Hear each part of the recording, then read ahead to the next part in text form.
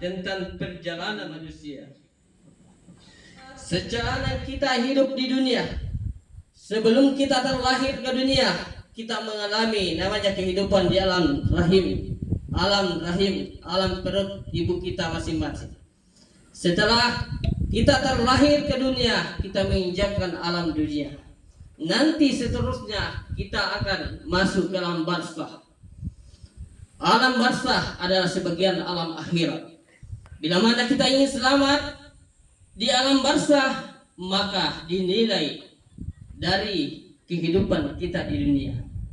Setelah itu ada alam akhirat, alam yang terakhir, di mana kita akan dibagi dua fase.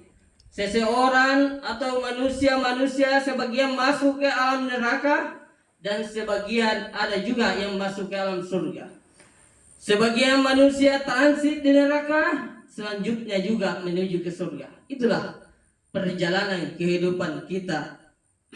Jemaah Jumat yang dimuliakan Allah Subhanahu wa taala, tentu untuk menjalani fase kehidupan kita sebelum kita masuk ke alam barzakh, maka terlebih dahulu mempersiapkan diri kita.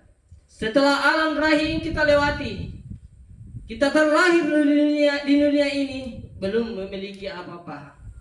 Sebagaimana Allah Subhanahu wa taala berfirman dalam surah An-Nahl ayat 70, Allah Subhanahu wa taala mengatakan kepada kita semua, "Wallahu akhrajakum min buduni ummatikum la ta'lamuna syai'ah." Aku mengeluarkan kamu dari perut ibumu dalam keadaan kamu tidak mengetahui sesuatu pun. Kita tidak mengetahui sesuatu pun. Jangankah kita memiliki apa-apa? Kita ibarat kertas yang putih polos, belum punya noda, belum punya pendidikan, belum punya kekayaan, sama sekali kita kosong.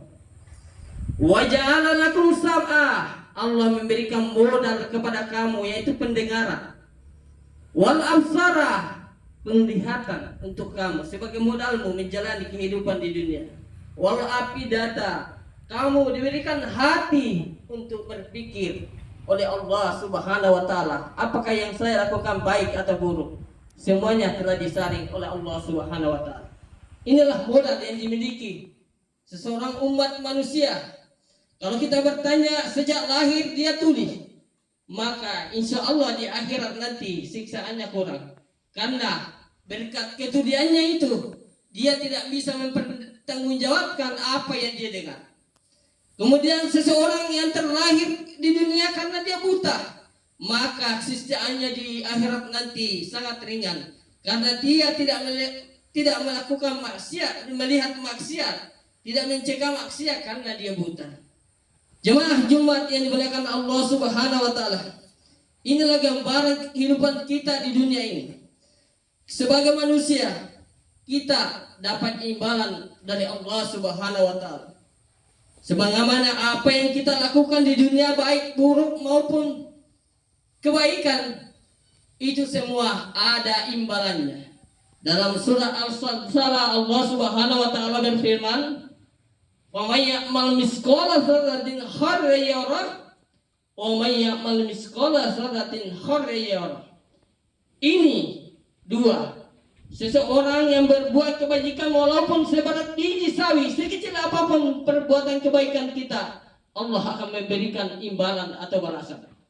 Seseorang yang berbuat keburukan atau kejahatan, maka Allah juga akan memberikan imbalan, tergantung dari kita semua. Mudah-mudahan perilaku kita terhindar dengan perilaku maksiat dan terarah kepada perilaku kebaikan buat kita semua.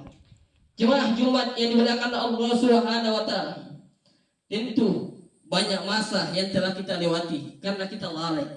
Berapa banyak sholat kita yang kita tinggalkan, berapa banyak amalan-amalan yang seharusnya kita lakukan tapi kita abaikan saja. Ini semua kerugian buat kita.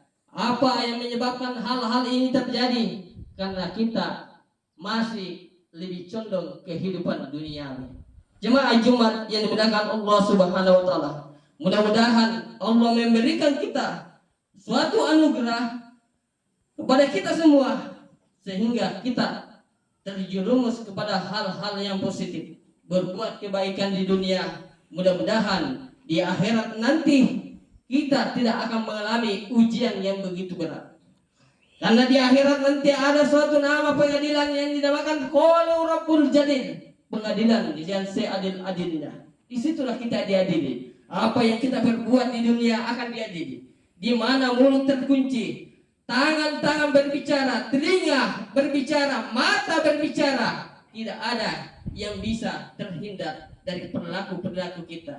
Kaki kita yang melangkah untuk berbuat kebajikan, kaki kita yang melangkah untuk berbuat kejahatan, itu semua akan menjadi saksi. Tidak ada bantahan. Semua dilaporkan oleh panca indera kita, perbuatan-perbuatan kita di dunia ini.